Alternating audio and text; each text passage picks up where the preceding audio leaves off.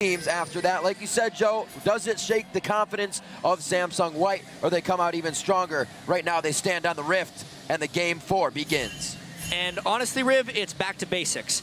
Let's see the level 1 from Samsung White, because they have typically been so good at reading the enemy here at level 1. Can they get to the first ward in time? Can they catch Royal Club as they try and invade? And again, they spot out their entire team. Did they see? Yes.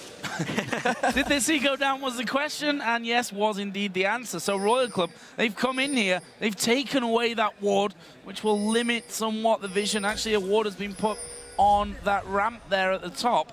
Didn't quite see if they pinged that one, so we'll see exactly how this one all works out at level 1. Samsung White didn't do anything at level 1 in the last game, which is actually bucked the trend, because White have been making level 1 plays throughout the tournament. Really something that has set Royal Club back. We were expecting to see some 3 buffs here from White, but it seems like they've kind of absolutely been holding themselves back here in the early game. I mean, even just a little bit, there's some very aggressive wards that were placed by both sides, and I really wonder what type of laning situations we're going to see out of this one, because in-depth knowledge of the starts from these teams will be granted with those wards. It's all about how quickly they can react to them. And in a fluid game with many lane swaps, we have seen time and again, that is where Samsung White is comfortable.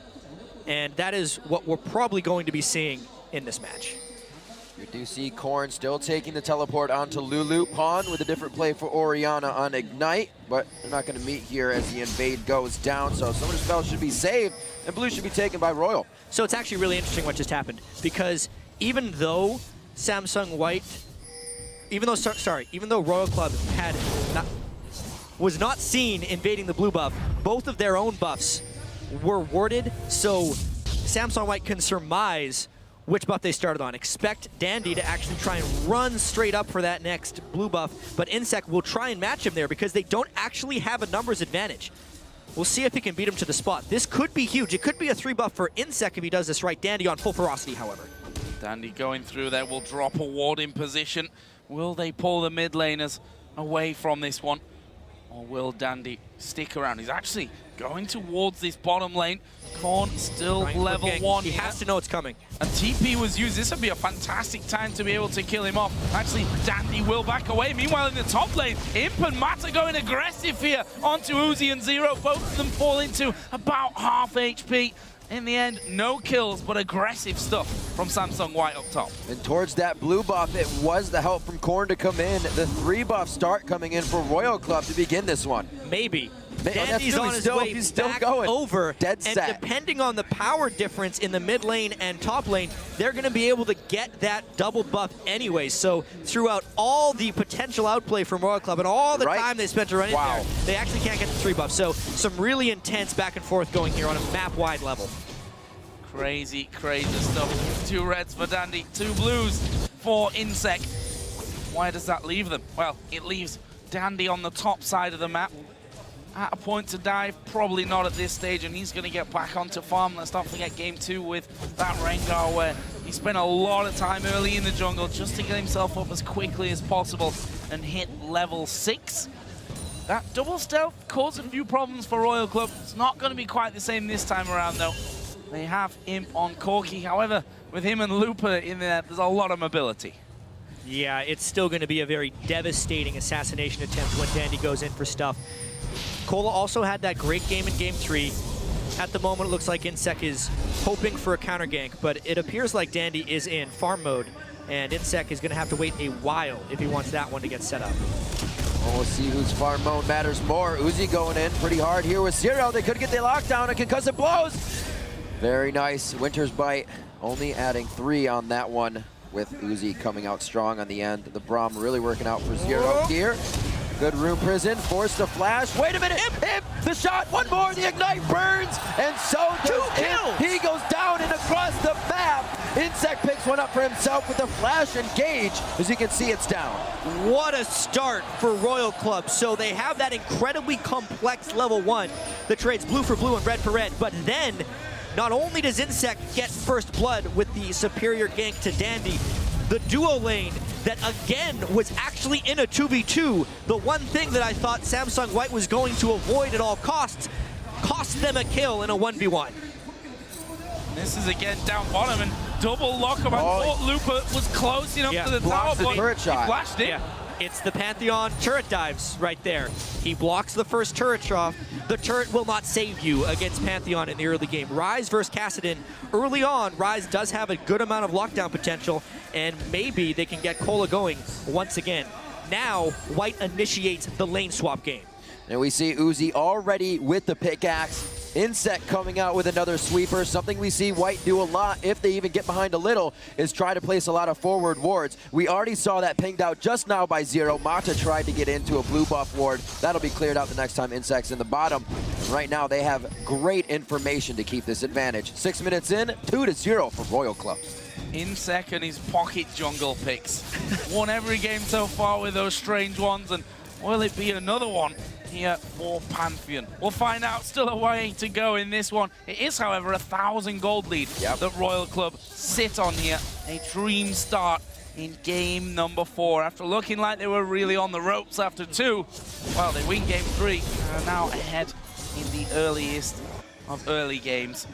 How will that turn around? You mentioned pickaxe against what is just a longsword really in that bottom lane. Problems for Imp and Mata.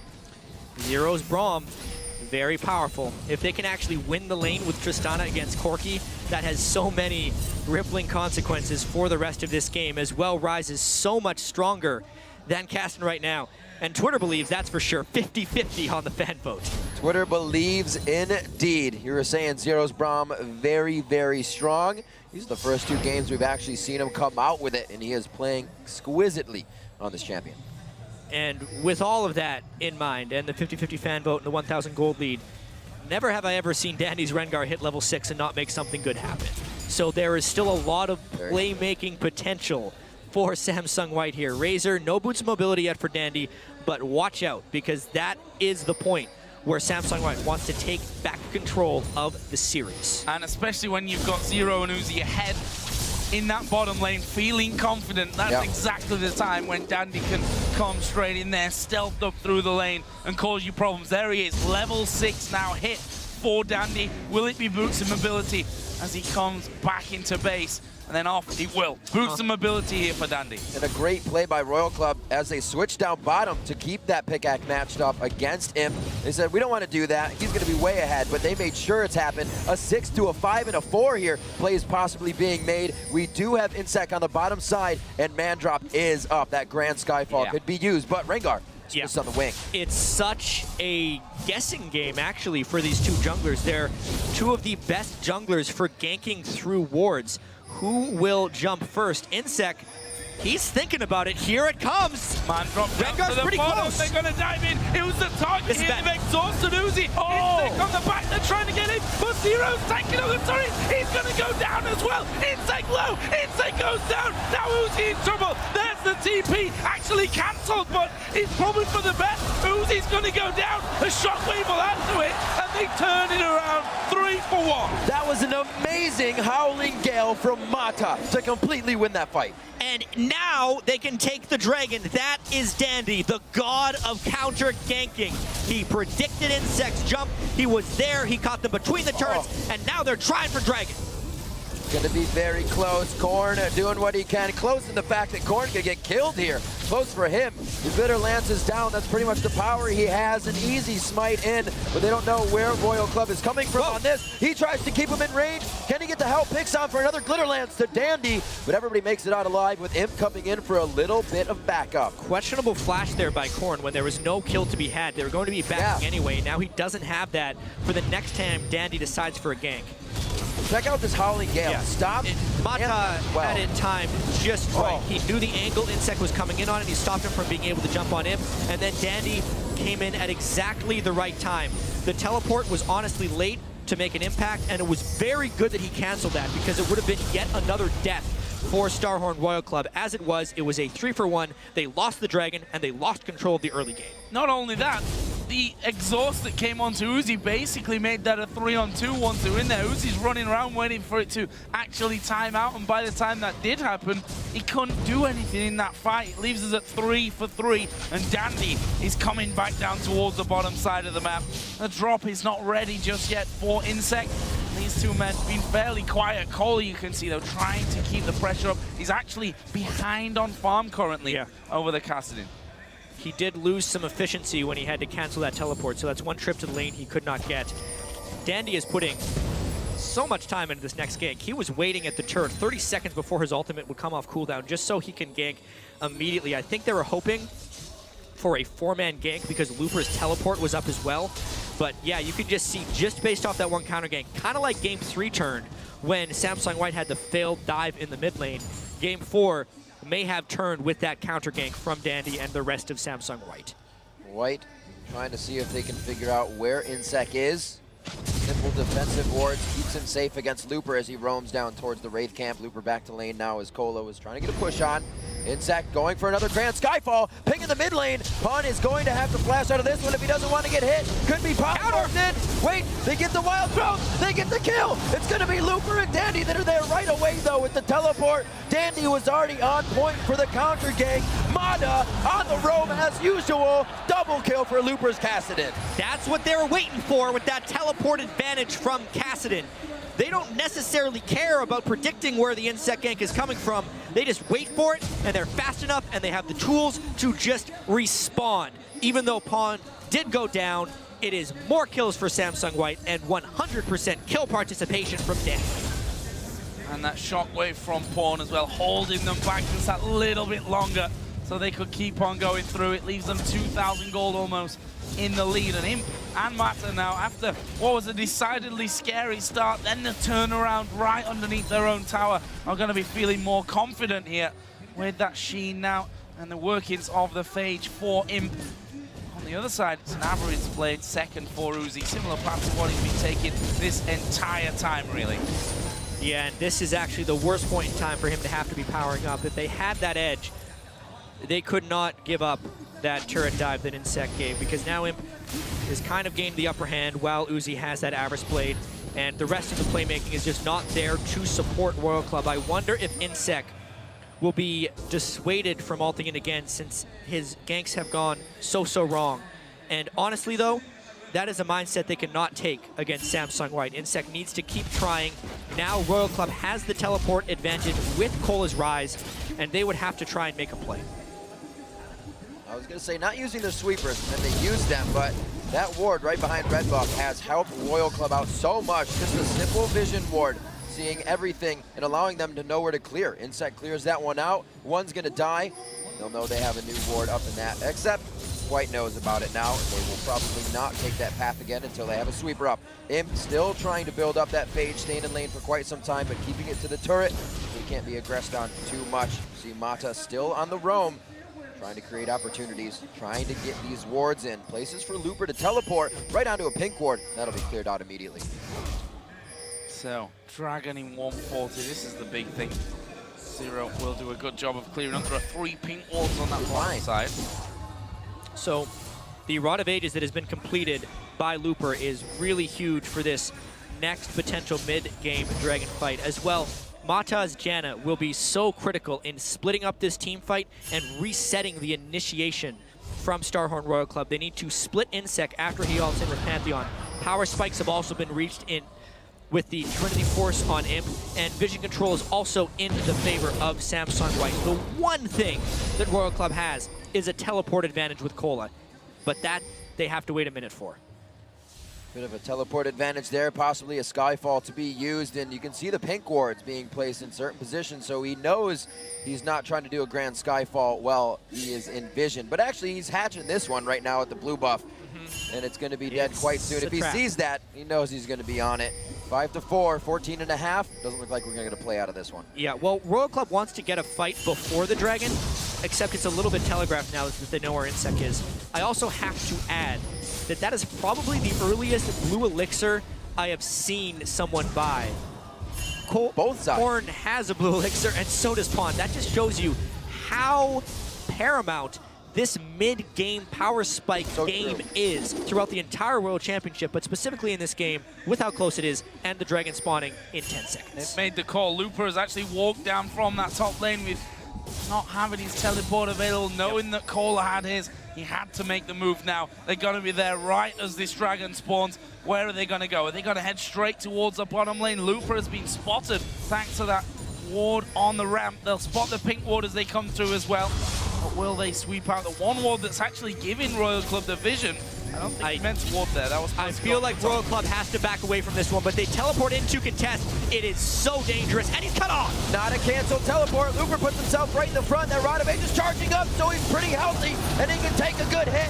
What a shockwave from Pawn. Gets the damage they want, controls the fight, and they walk towards the brush, where Dandy is even stronger, and the fight cleanly going in Samsung White's favor. The Dragon is only going to be an afterthought here for White as they get it uncontested on the Royal Club ace. That may be the fight that decides the 2014 World Champion right there, because Samsung White knew they had the power, they found the right fight, they split up Royal Club when Royal Club needed to stay together, and they just ran down every single member individually. They take everything.